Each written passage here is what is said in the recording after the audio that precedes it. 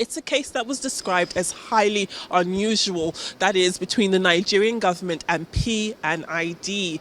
P&ID were fighting for the Nigerian government to pay a whopping $11.4 billion. Now, if that sounds like a massive number, that's because it is one. Back in 2017, the Nigerian government were ordered to pay P&ID $6.6 billion. The Nigerian government refused and instead threw all of its weight behind an appeals process, which is what has brought us here today, 6 years later.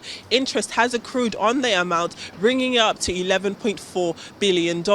And the court, the Business and Property Court of England and Wales, have found in favour of Nigeria, agreeing with Nigeria and saying that the country, Nigeria, succeeds on its challenge under Section 68. It goes on to say that the awards were in fact obtained by fraud and that the awards were procured contrary to public policy.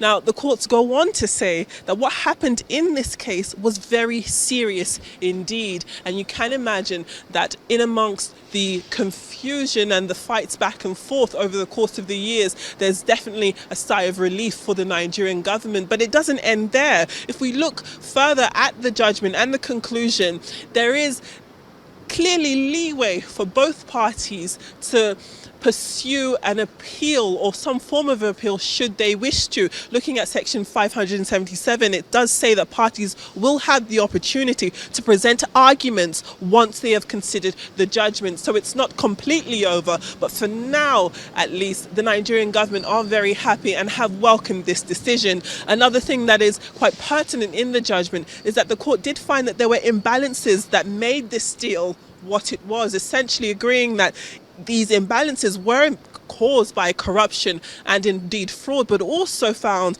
that these imbalances in certain areas were caused by experience, expertise, or resources being grossly unequal. It's a mammoth case, a mammoth decision, and one Nigeria is very happy with.